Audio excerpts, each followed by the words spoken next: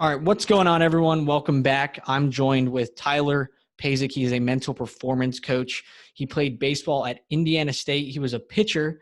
And we're just going to dive right into this. Tyler, how did you get started into mental performance? Like, what is it? How'd you get started in this business? Yeah, so first of all, thanks for having me on. I truly appreciate it. Of Second of course. all, how did I get started in mental performance? Well, when I was at Indiana State playing, I was a left-handed pitcher and I wound up getting hurt. And then while I was rehabbing, my dad handed me this book called The Mental Game of Baseball by Harvey Dorfman. And I read about halfway through it, and I honestly don't know where the book went because I think I threw it out. I like didn't enjoy it at all. Mm-hmm. And then I get back to Indiana State. That was over summer break. And my friend hands me this book called Mind Gym by Gary Mack. I read that whole thing in like 2 or 3 days. And then from there, I just kind of got really into the mental side of sport. And I did all of this research on mental imagery. And I'm like, oh my gosh, why are we not utilizing this at Indiana State? And so I go into my coach's office and I put literally a 3-inch 3-ring binder on his desk and say, we need to be doing this stuff. Like, how are we not doing this? He goes, Pazik, you want to dig a ditch, you want to build mental toughness, you dig a ditch 100 yards long, you fill it in, and then you dig it again. And I was Mm. like, okay. And so after that, I said, well, forget him. I'm going to go and pursue this because I really enjoy it. So I was a college summer baseball coach, and again, I realized I like teaching the mental side of sport more than I like teaching the actual physical skill side. Mm. So I met this guy, Brian Kane, and he taught me everything he knew. And then I went to TCU to get my master's. And now, Mm. yeah, I'm working with University of Oklahoma, University of Northern Colorado, University of Maine, one-on-one clients around the country, as well as a team over in Iceland, and also people in in well the rest of Europe over in Italy as well. Is it just sports or is it business or anything like that? Yeah, so I also work with sales professionals Awesome. and Awesome. startup companies as well. Cool. Well, it sounds like your coach at Indiana State got his that advice of digging a ditch straight out of the movie Holes. That's the first thing I thought of, man. He went full Shia LaBeouf on that. Um, that's my first thought. So I agree with you, man. Yeah, those Uh, kids are some gritty bitches too. oh man, aren't they? Like, you go back in there, and I feel like a lot of my generation, man, they should be going full Stanley Yelnats on some things, man. Like man.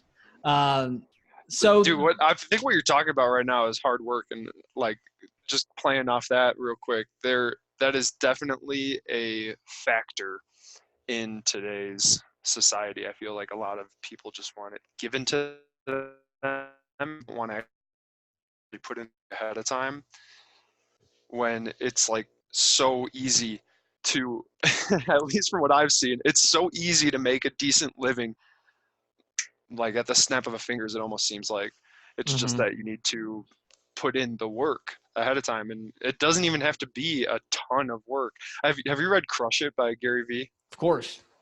Okay, so in that book he actually talks about how easy it is to make 40 grand. Like you don't need a you don't need to put in a lot of work to make 40 grand. Yeah. And it's kind of funny. My buddy puts in like 40 to 50 hours a week at this sales job for ZipRecruiter, and he hates it, and he's Mhm. making less than 40 grand. And Mm. I'm like, dude, like, what do you love to do? Figure that out. Go do what you want to do and work for yourself, and you can make 40 grand very easily. Way, Yeah, I definitely. think at least less than 40 hours a week. Definitely. And I I don't know. What do think you think? I think that's a big thing that you kind of already touched on in sports. Sports and business, like, and life, man, there's so many similarities. And the physical side is, especially with sports, I feel like is just the tip of the iceberg. Like, the reason people don't do that, the advice you're giving your friend, is all the only thing stopping them is it sounds cheesy as hell. Sounds like I just got this from an Instagram post, Oh but no, it here comes the literally is cliche. themselves. Yeah, the biggest thing like is actually you saying, "Oh man, I'd love to do that, but I can't." It's like you literally just were about to take a step and then like just shot your foot. like Mhm. yourself, you know? And I see it happen all the time. Like in my business as an agency owner, you know, people saying like, man, I can't do this, or I can't, you know, close clients. And it's like, you just told me you can't. Like, I don't, you know, it's kind of like a mirror right in their face. So that's why I think it's really interesting what you do and what you said. You were more interested on the mental side. You know, the first time I really was introduced to high performance, mental performance, was the book Relentless by Tim Grover, which a lot of people listening, that's probably the first time that when they listened to it, that concept was the first time that they like heard about it. Like I said, at least for me and a lot of people that I know, and him saying like people like Dwayne Wade, Kobe Bryant, Michael Jordan, they were just so mentally strong that it just eventually got them physically strong. Michael Jordan was not the most gifted. He got beat up by the Pistons back in the day, but he became like physically stronger, but that was because he was mentally strong. And look what happened. Um, so that leads me to my next question. We get that term thrown around all the time, high performance. Dude, what the hell is high performance? Uh, that's a great question. High performance, and I think it's there's a different definition for everybody.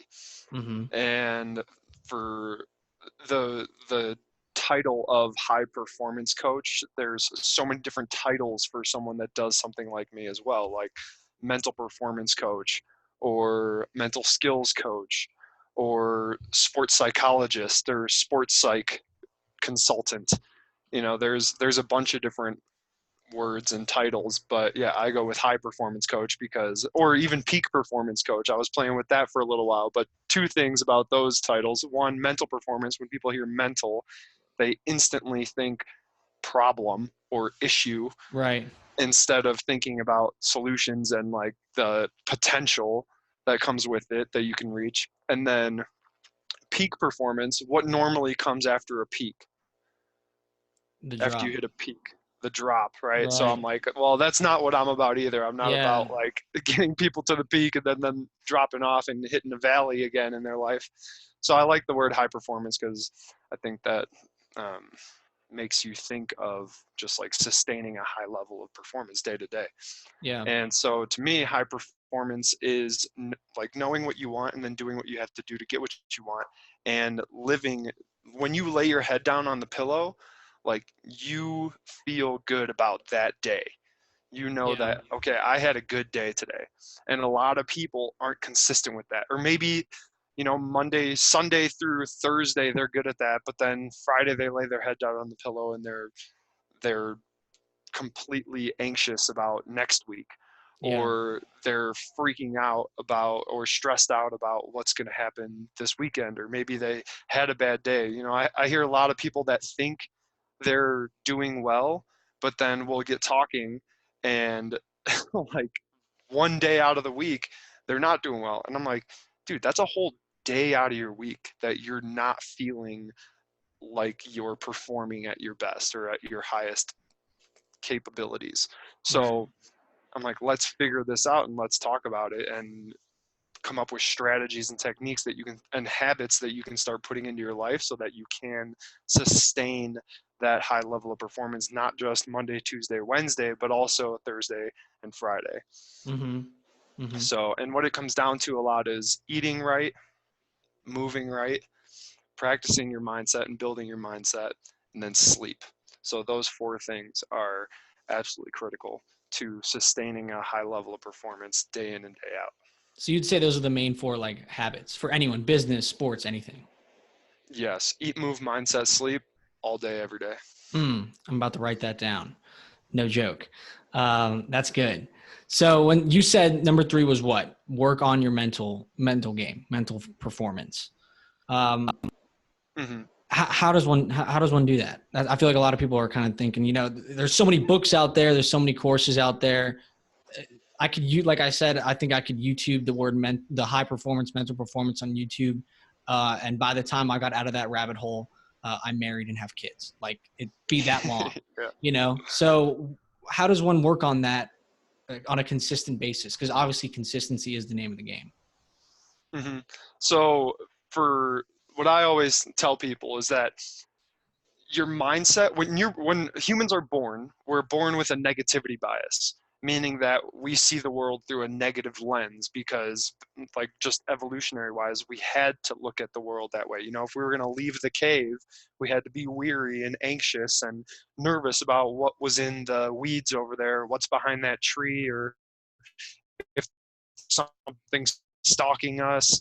And so that isn't a problem anymore, obviously. So we have to retrain our brain to so that our default mechanism is positive, or our default mechanism is a productive thought. And so how do you do that? Well, there's several different ways, but it's by doing a little a lot, not a lot a little.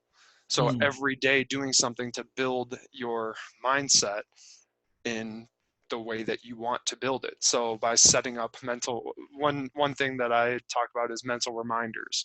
And that's like taking a dry erase marker and drawing on your mirror maybe some of your goals, or maybe a quote, or like a sweet hashtag that you really enjoy, or on your phone, changing the background on your phone so every time you log into it, it says something that you to build your mindset. Like on the back of mine, it says, "I am Sisyphus, hashtag time to wake up." And like that gets me going in the morning, or when I look at my phone and I read that, that gets me going. Or another thing you could do is buy the book, The Daily Stoic. And it's a page a day read. And all you do is you open it up in the morning, maybe, and this is called habit stacking. Maybe you put it on next to your toothbrush or next to your bathroom toilet. And every morning when you go use the restroom or brush your teeth, you open up the book to the page of the day and you read it. And Stoicism is all about control what you can control. And at the end of the day, like if you want to be less stressed, worry about the things that you can control. Because if you worry about the things that you can't control, which basically is everything but yourself, then it's just going to lead to irritation, frustration, aggravation, and you're going to be living in a hole that you've literally dug for yourself. So the Daily Stoic is a great one, or little snippets. Like there's a couple of audios or videos that you can listen to every day. One is the Success Hotline by Dr. Rob Gilbert, and he's a performance psych out of Montclair State University in New Jersey. So the Success Hotline, the number for that is 973-743-4690. Call that. He leaves a voicemail on it. He's been doing this for 25 years. If you should just call in and think about how he's left a voicemail and it's been a performance psych voicemail for almost 25 years now. He has over 10,000 messages in a row, never missed a day. And just that alone, like the commitment to excellence right there. Like if you do anything every day, if you do anything every day for 25 years, you're going to be really good at that one thing. Whether it's a bad habit or a good habit, you're going to be really good at it. And so that's another thing you can do. And then the +1 on optimize.me on the internet, by Brian Johnson, another great little snippet of performance, anything in any domain. He'll help you just increase your performance overall. So those are all things that you can do that are less than 3 minutes. And if you don't have 3 minutes to work on your mindset, then you're too busy. It's kind of like meditation. Like if you're too busy to meditate, you're too busy. Same thing right there. Meditation is another great thing that you can do to build your mindset. So Definitely. those are, a handful of activities that you can do that take less than 3 minutes. Another word that I think of whenever I think high performance, and I hear it all the time, the one thing that is stay consistent that I've heard, the one word is focus. And you kind of hit on it with meditation. That has really helped me out a lot because, no matter what you do, hopefully everyone listening to this does something, but like everyone's so busy, we got social media as a distraction. There's so many things hitting our feeds, and so many calls coming in, texts, emails. How do you stay focused and really avoid those distractions and stay, I guess you could say, blinders on, so to speak? That's a great question. So there's several different ways to approach this. I'll hit on meditation real quick first. Meditation like success isn't about your ability to focus necessarily. Success is about your ability to notice you're distracted and then refocus. So it's Mm, focus, refocus, not just focus. Because again, like if we don't have the awareness, we don't have the ability to even notice we're distracted, then we're in a bad place. And that's where meditation comes into play, because when you're sitting there and you're focusing on your breath and you're listening to yourself breathe, maybe you're feeling it on your nostrils, or you're feeling your belly go in and out when you're breathing, and you focus on that and you continually bring your focus back to the breath when you get off on a tangent in your mind, hmm. then that is training your ability to notice your thoughts, release them, and get back to focusing on what you want to focus on. Instead of your brain controlling you, you're controlling you. And so that's definitely one way to help you train your focus. The second one is there's two ways that I've gone about this with my clients. One, I call it the MVP process. So you get down your mission, vision, and principles on one sheet of paper. So your whole life is on one sheet of paper, and maybe I'll send you like a template or something, and you can throw it up in the notes or Yeah, something like that. definitely. And your mission is basically your eulogy. Like, what do you want people to say about you when you're dead, or when you die, or at your funeral? Then your vision, these are all outcome goals, like achievements you want in your life. So for me, it's, get my clinical degree in psychology so that I can work at a Power 5 university with athletes that have actual clinical illnesses. And then also, like the amount of money I want to make this year and things like that. So outcome goals is in your vision, and then your principles are your values that you live by. So for me, mine are energy, commitment, and grit, ECG.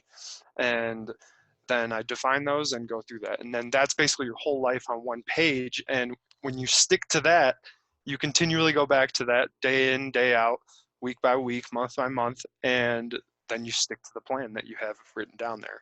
Hmm. And then the second way is, have you ever read The One Thing? Yeah.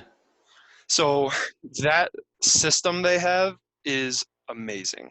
Right. So if you haven't read The One Thing, go through that and literally just go to theonething.com and download all their resources and go through it. And I've done that with a couple of clients and myself as well, and it's revolutionized the way that I coach. And just Mm. because you simplify down your whole life into, okay, and the focusing question there is, what's the one thing I can do right now that makes everything else unnecessary or easier?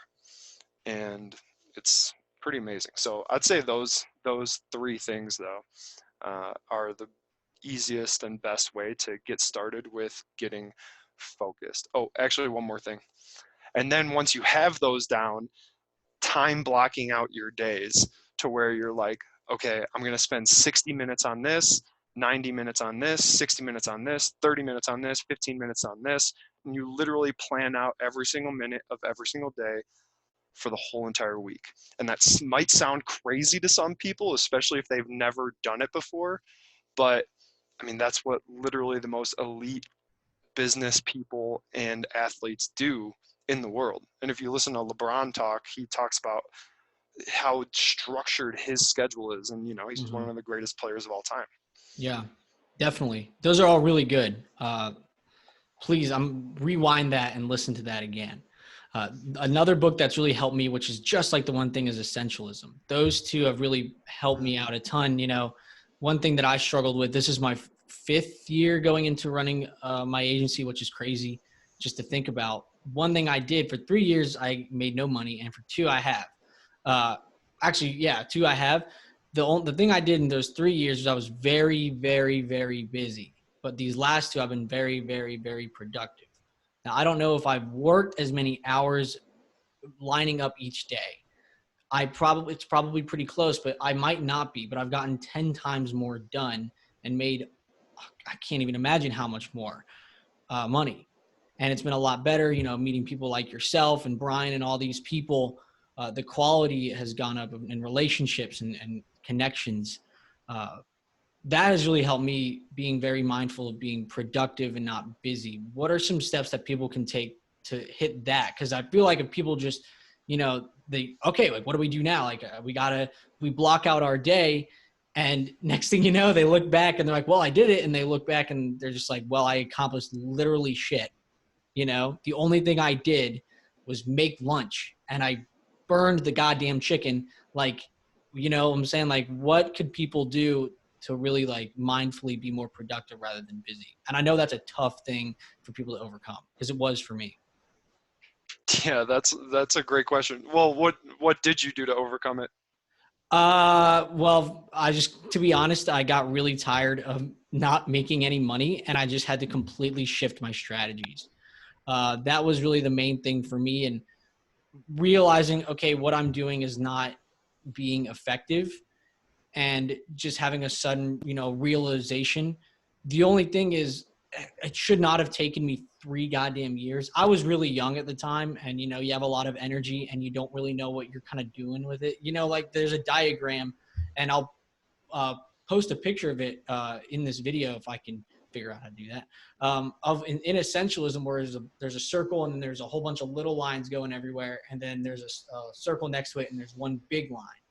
You know, that really, when I kind of figured that out, was really big for me. So I'd focus on like the 5. I got it from Andy, the idea of the power list from Andy Frisella, of the 5 critical tasks. And a lot of people do this. I mean, I've heard anyone big in business, sports, anything, focus on the 3, 5, whatever major tasks you have. And if you accomplish those, you win the day. And I even have my monthly calendar whiteboard that I'll mark win or loss on that day. And at the end of the month, I'll be like, was this a win or a loss of a month? Doesn't matter how much money I made.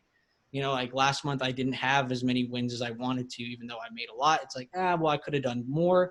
And you kind of get competitive with yourself and it becomes a game. That was the big thing. It became a game, less of a job. What would you say to someone who's saying, man, like I go through all these things.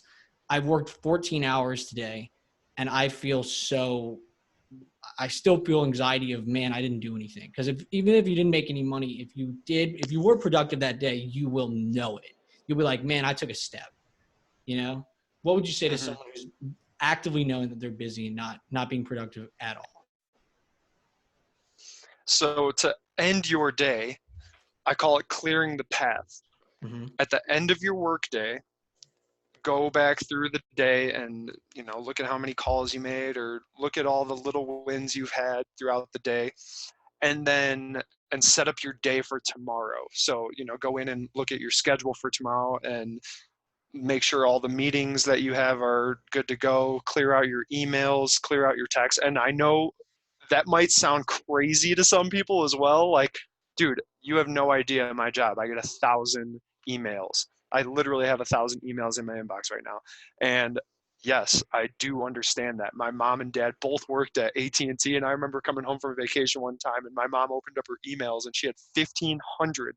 And I said, Mom, you need to control a delete all of them, because I'm like, if they're really important, they'll email you again. But now with my clients, they're also in both the two that I'm thinking about are in sales, and they get hundreds of emails a day. But at the end of their day, they go in and they clean out their email inbox and schedule anything that needs to get scheduled, get back to anybody that needs to get back to. And when you stay on top of that day in and day out, and you go ahead and clear the path for the next day, it sets up your next day so much better, and you are so much more productive the next day. And then at the end of clear the path, you go in and you look at what's my most important task for tomorrow. Now, a lot of people say, oh, I do the most important task, but they probably do it in the morning when they sit down at their desk to get going. And if you're sitting down at your desk and you don't know your most important task for that day, you've already lost, because Mm-hmm. then anything can take you off course. And if you choose the wrong thing right there when you sit down, you're like, okay, what do I have to do today? And then you pick something and it could be the step in the wrong direction. But if you're at the end of your day when everything's fresh on your mind, and you go through and you clear the path and you figure out your most important task for the next day, that way when you sit down, boom, instant productivity, instead of sitting down and figuring out or thinking about what No you have to delays. do. Yeah, there's no delay at all. You just sit Gotcha. down and go. So that's definitely probably the number one thing for being productive, especially over busy. Like, when you feel like you're getting a lot done, but it's not important stuff, that means that you need to go back in at the end of the day and say, okay, what's the most important thing that I have to get done tomorrow, so that when I lay my head down on the pillow, I feel like it's a productive day. And you feel ready to go right when you wake up. Kind of like, okay, cool. Kind of like controlling your environment. You know, I've always heard keeping your office, room, whatever, clean has a really big psychological benefit, and it does. I've been in both scenarios, and man, does it work. That really helps, and that's kind of how I always do that with my emails. I'm kind Yep. of ADD about my emails, being like, oh man, I can't, like, I have to answer it, whether it's 1 a.m. and I wake up, check my email. It's even at the point where if I wake up in the middle of the night and I look at my phone and I'm like about to check my email, I'm like, oh no, man, this is going to be bad.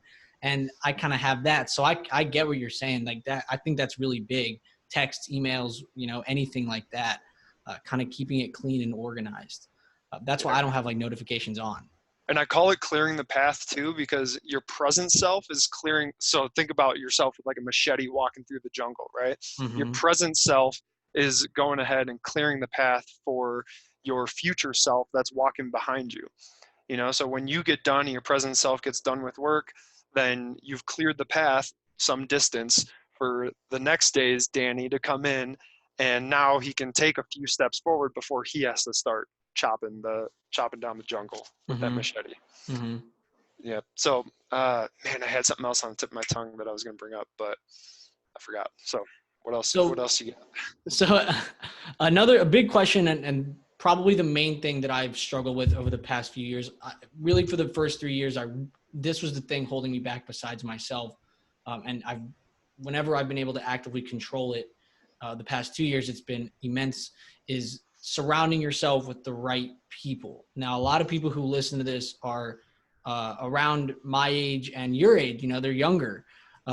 They're getting hit up to go to the bars. They're getting hit up to, hang out or watch the games on Sunday, which I still do. But like anything like that. And then that watching the game leads to 5 beers, which leads to your team losing, which leads to more beers. I've been there. Like, it kind of goes into this whole thing, controlling your environment. Where does that, how important is that? How important is it to surround yourself with a lot of people? Because I hear that all the time. Oh, just drop your friends.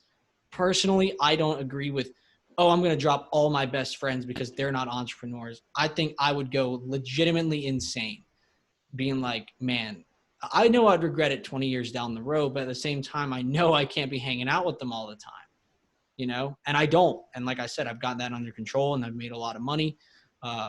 What would your advice be to someone who's really struggling with their environment? Now, I'm not saying let's say it's two scenarios. One is on a crazy level, and I'm going to say that it'd be to drop everyone, like everyone around them is just smoking dope, doing nothing, playing video games, eating Cheetos. And then the other side is they're just kind of friends and they're not, athletes trying to go to the next level. I have a friend who is trying to be in the NFL, but he hangs around people who, let's just say, will not be in the NFL. They do not have those, they're just not there. It's hindering him. And he's an athlete. He's 26. He does not have a lot of time. So what would your advice be to someone more in that scenario? Mm-hmm. I'd say it goes back to getting clear on what you really want. And then, because when you figure out what you want and then you commit to it, like, you'll do what you have to do to get what you want. Mm-hmm. And normally when you're getting pulled off course, again, like I talked about how success isn't about your ability to focus, it's about your ability to refocus. Well, success is also about your ability not to say no to the things that you don't want to do. It's about your ability to say no to the things you do want to do, knowing that they'll pull you off course from what you really want. Excuse me. From what you really want. And so those guys that are getting pulled off course, one, they have to take a look in the mirror and say, am I really committed to this goal that I have? Mm-hmm. Because, if I really was committed to it, then I wouldn't be going and doing these things with these people.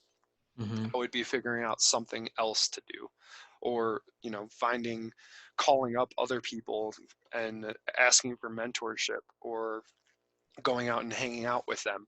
I can't tell you how many people I've called up and just been like, hey, can I come live with you and learn from you for 5 days? That's literally, I have 3 mentors, and that's literally how I've gotten all 3 of them, is I just called them up and said, hey, can I come hang out with you for a little bit?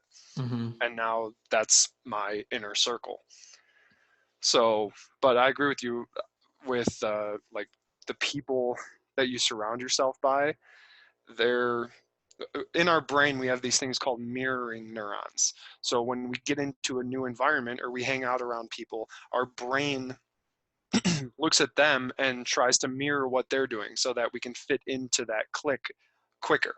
Mm. So like it's the same reason why if you were to go live somewhere else, you'd pick up on that accent, because speaking with that accent will help you assimilate into the culture quicker. So like Mm. when I moved from Chicago to Texas, I started saying y'all, and I started talking like I was from the South, and my mom would always make fun of me.